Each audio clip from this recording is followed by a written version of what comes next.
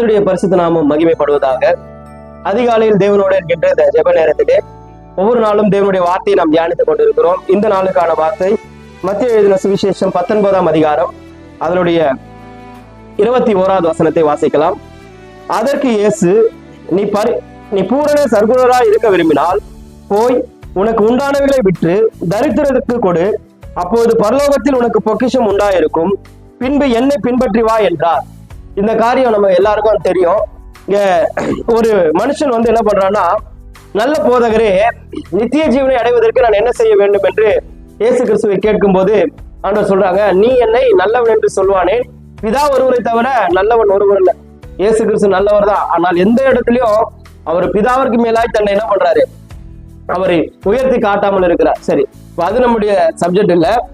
அடுத்ததாக அந்த மனுஷன் கிட்ட ஆண்டவர் சொல்றாரு, நீ என்ன பண்ணுனா நித்திய ஜீவனை சுதந்திரத்துக் கொள்ள வேண்டும் என்றால் நீ கற்பனைகளை எல்லாம் கை கொள்ளு அப்படின்னு இயேசு கிறிஸ்து சொல்றாங்க.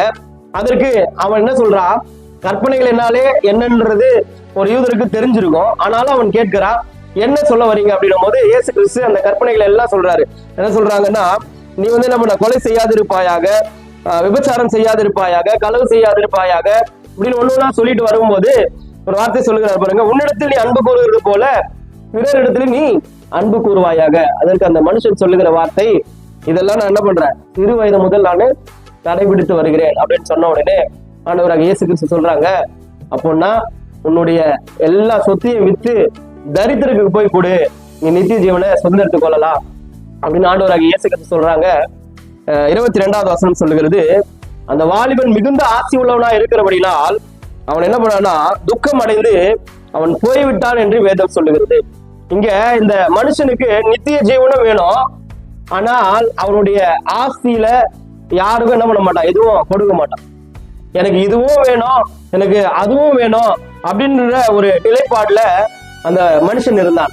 இயேசு கிறிஸ்து இப்போ நித்திய ஜீவன் வேணும்னா இயேசு கிறிஸ்து என்ன சொல்லியிருக்கணும், யோவான் 3ஆம் அதிகாரம் 16வது வசனத்தை சொல்லியிருக்கணும், தேவன் தம்முடைய ஒரே பேரான குமாரனை விசுவாசிக்கிறவன் எவனோ அவன் கெட்டு போகாமல் நித்திய ஜீவனை அடையும்படிக்கு அவரை தந்தர்லி இவ்வளவாய் உலகத்தில் அன்பு கூர்ந்தார். அப்போ நீ என்ன விசுவாசி, உனக்கு நித்திய ஜீவனை தருவேன் அப்படின்னு இயேசு கிறிஸ்து என்ன பண்ணிருக்கணும், சொல்லிருக்கணும். மாறாக உன்னுடைய சொத்து எல்லாத்தையும் வித்து அதை தரித்திரருக்கு கொடு அப்படின்னு ஆண்டவராக இயேசு கிறிஸ்து ஏன் சொன்னார்னா, இங்க வசனம் தெளிவாய் சொல்லுகிறது. மத்தேயு 6ஆம் அதிகாரம் 24வது வசனத்தை, இரண்டு எஜமான்களுக்கு ஊழியம் செய்ய ஒருவனால் கூடாது. இரண்டு எஜமான்களுக்கு ஊழியம் செய்ய ஒருவனால் கூடாது. ஒருவனை பகைத்து மற்றவனை சிநேகிப்பான். ஒருவனை பகைத்து மற்றவனை சிநேகிப்பான். அல்லது ஒருவனை பற்றி கொண்டு மற்றவனை அசட்டை பண்ணுவான். அல்லது ஒருவனை பற்றி கொண்டு மற்றவனை அசட்டை பண்ணுவான். தேவனுக்கும் உலக பொருளுக்கும் ஊழியம் செய்ய உங்களால் கூடாது. தேவனுக்கும் உலக பொருளுக்கும் ஊழியம் செய்வது உங்களால் கூடாது. அல்லேலூயா. இவருக்கு நித்திய ஜீவனும் வேணும், ஆனால் இவருடைய ஐஸ்வர்யமோ இவருடைய ஆசீர்வாதமோ இவருடைய நகையோ இவருடைய பொக்கிஷங்களும் என்ன பண்ணும், இவனுக்கு வேணும். அதுதான் ஆண்டவராக இயேசு கிறிஸ்து மத்தேயு 6ஆம் அதிகாரத்துல சொல்றாங்க, ரெண்டு எஜமான்களுக்கு ஒருவனால் என்ன பண்ண முடியாது, ஊழியம் செய்ய முடியாது. ஒருவனை பகைத்து ஒருவனை சிநேகிப்பான், ஒருவனை அசட்டை பண்ணி ஒருவனை கனம் பண்ணுவான். இங்க நித்திய ஜீவன் வேணும்னா நம்ம என்ன பண்ணோம்னா நம்முடைய அந்த உலக பொருட்கள் உலக ஆசைகளை நம்ம வெறுக்கணும். அல்லேலூயா. ஏன்னா அப்போதான் நித்தியத்தை நம்ம என்ன பண்ண முடியும், சுதந்திரித்துக் கொள்ள முடியும். எனக்கு உலகத்துல வாழற வரைக்கும் எனக்கு ஆஸ்தி அந்தஸ்து ஆசீர்வாதமும் வேணும், நான் மறிச்ச பிறகு எனக்கு நித்திய ஜீவன் வேணும். மனுஷனாகிய நம்மளே எவ்வளவு உசாரா கேட்கிறோம் பாருங்க. அவன் மிகுந்த ஆஸ்தி அவன் என்ன பண்ணிருக்கலாம், ஆண்டவரே முழுசா என்னால கொடுக்க முடியலனாலும் அவன் விட்டு கொஞ்சமாவது தரித்திரருக்கு என்ன பண்ணிருக்கலாம், கொடுத்திருக்கலாம்.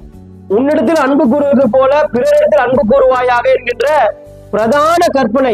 இப்போ எனக்கு ஒரு மேல அன்பு இருந்ததுன்னா அந்த மனுஷன் கஷ்டப்படும் போது நான் என்ன பண்ணக்கூடாது, பார்த்து இருக்கக்கூடாது. ஒருவேளை கர்த்தரை ஆசீர்வதித்து வைத்திருப்பாரானால் நானா வாலண்டியா போய் என்ன பண்ணணும், கேட்டு பிரதர் உங்களுக்கு ஏதாவது ஹெல்ப் பண்ணுமான்னு கேட்கணும், சிஸ்டர் உங்களுக்கு ஏதாவது ஹெல்ப் பண்ணுமான்னு போய் கேட்கணும். எனக்கு கர்த்தர் கொடுக்கிற அளவு எனக்கு கிருபையோ எனக்கு தாளந்தையும் கொடுத்திருக்கும் போது அது கொடுக்க அதாவது தேவைப்படுகிறவர்களுக்கு நம்ம கொடுக்காம இருந்தா அது பாவம் வேற சொல்லுது. அல்லேலூயா. அப்போ இவன் மிகுந்த ஆசி உள்ளவனா இருக்கிறான், வித்து தரித்திரருக்கு கொடு அப்படின்னு சொன்ன உடனே அவன் துக்கத்தோடு கூட போனான். அப்போ நான் வாழ்கிற நாட்கள்ல எனக்கு ஆசீர்வாதம் வேணும், நான் மறிச்ச உடனே எனக்கு நித்திய ஜீவன் வேணும்னா மனுஷர்களே நம்ம எப்படி சிந்திக்கிற மாதிரி. ஆனால் ஆண்டவர் அப்படி அல்ல, ஒரு தரித்திரரை கண்ணோக்கி பார்க்க சொல்லியிருக்கிறார். வேதம் சொல்லுகிறது, அழிந்து போகிற உலக பொருட்களை வைத்து ஆத்மாவை சம்பாதித்துக் கொள். ஆண்டவர் நமக்கு பணத்தை கொடுத்திருக்கிறாரு, சம்பாதியத்தை கொடுத்திருக்கிறாரு, நிறைய நகைகளை கொடுத்திருக்கிறாருன்னா அது மூலம் ஒரு ஆத்மா உங்களால ஆதாயப்படுத்த முடிஞ்சா ஆதாயப்படுத்திக் கொள்ளுன்னு சொல்றாங்க. அல்லேலூயா. எனக்கு இதுவும் வேணாம், நான் மறுச்சா எனக்கு நித்திய ஜீவனுக்கு போனோம்னா அது நிச்சயமாய் கூடாத காரியம். 2 எஜமான்களுக்கு ஊழியம் செய்ய ஒரு நாள் கூடாத காரியம். அல்லேலூயா. இங்க பவுல் கிட்ட ஆண்டவர் சொல்றாரு, நீ துன்பப்படுத்துகிற கிறிஸ்து நானும் சொன்ன உடனே நான் என்ன செய்ய வேண்டும்? பவுல் சொல்றான். அப்போஸ்தலர் 22ஆம் அதிகாரத்தை நீங்க வாசிச்சு பாருங்க. நான் என்ன செய்ய வேண்டும் என்று அவன் கேட்ட உடனே ஆண்டவராக இயேசு கிறிஸ்து சொல்றாரு, நீ தமஸ்குவுக்கு போ, உனக்கு நியமிக்கப்பட்டவைகள் நீ செய்ய வேண்டியவைகள் என்ன என்பதை அங்க உனக்கு அறிவிக்கப்படும். பவுல் சாதாரண ஆள் கிடையாது, அவன் சாதாரணமான மனுஷன் கிடையாது. அந்த காலத்திலே அவனுக்கு என்ன இருந்தது? கப்பல்கள் இருந்து. அவன் அவ்வளவு பெரிய பணக்காரன், அவன் அவ்வளவு பெரிய ரோமன், அவங்ககிட்ட இல்லாத பணமே கிடையாது. ஆனால் ஆண்டவராக இயேசு கிறிஸ்து சொல்றாரு, நீ தமஸ்குவுக்கு போய் நீ என்ன செய்யணும்ன்றத உனக்கு நான் நியமித்து வச்சிருக்கிறத அங்க அறிவிப்பாங்க, அதன்படி செய்யணும்னு அப்படியே கீழ்படிறான் பாரு. அல்லேலூயா. அதனாலதான் அவனால சொல்ல முடியுது, நல்ல போராட்டத்தை போராடினேன், ஓட்டத்தை முடித்தேன், விசுவாசத்தை காத்து கொண்டேன், இது முதல் ஜீவகளிடம் எனக்கென்று வைக்கப்பட்டிருக்கு. அல்லேலூயா. அப்ப நாம் வாழ்கிற இந்த உலகத்துல நம் தரித்திரர்களை நினைக்கணும். அல்லேலூயா. நமக்கு அழிந்து போகிற பொருட்களை வச்சு ஆத்துமாக்கள் என்ன பண்ணும்? ஆதாயப்படுத்திக் கொள்ளும். இல்லாதவங்களுக்கு என்ன பண்ணும்? உதவி செய்யணும். இந்த ஐஸ்வர்யவான் லாசரு அவனுடைய அந்த ஐஸ்வர்யான் வீட்டு வாசல்லே கிடந்தான். அப்பெல்லாம் அந்த ஐஸ்வர்யவானு அவன் மேல கண் போல. ஆனால் 2 பேரும் மரித்து போகும்போது லாசரு ஆபிரகாம் மடியில இருக்கிறான், ஐஸ்வர்யவான் நரகத்துல இருக்கிறான். அப்போ அவன் என்ன பண்றான்? இந்த ஐஸ்வர்யவான் லாசருவை கண் நோக்கி பார்க்கிறான். அல்லேலூயா. அப்ப வாழும் போதே கர்த்தர் நமக்கு ஜீவனை கொடுத்திருக்கும் போதே நம்ம என்ன பண்ணோம்? தரித்திரர்களை நினைக்கணும். நம்முடைய உலக பொருளை வச்சு என்ன பண்ணோம்? ஆத்துமாக்களை நம்ம என்ன பண்ணோம்? ஆத்துமாக்களுக்கு உதவி செய்யணும், இல்லாதவங்களுக்கு உதவி செய்யணும், கஷ்டப்படுறவங்களுக்கு உதவி செய்யணும், பசியா இருக்கிறவங்களுக்கு என்ன பண்ணோம்? உதவி செய்யணும். அப்படி நம்ம செய்யும் போது வேதம் சொல்லுகிறது, நம்ம தெரியாமலே ஒரு சிலர் என்ன பண்றாங்க?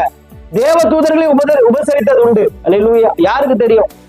அதனால உலக பொருளையும் வேணும், எனக்கு நித்திய ஜீவனம் வேணும்னா அது கூடாத காரியம். அல்லேலூயா. அப்ப நம்ம வாழ்கிற நாட்கள்ல மற்றவர்களுக்கு உதவி செய்யணும், மற்றவர்களுக்கு இல்லாதவங்களுக்கு உதவி செய்யணும். அப்படி நாம் செய்யும் போது கர்த்தர் அதை நினைத்து நித்தியத்திலே நமக்கு ஒரு இடத்தை அவர் ஆயத்தம் பண்ணி வைப்பார். இந்த வார்த்தை நிச்சயமாக அந்த காலை வெள்ள உங்களுக்கு பிரயோஜனமா இருந்திருக்கும். கர்த்தர் தாமே உங்களை ஆசீர்வதிப்பாராரு. ஆமென்.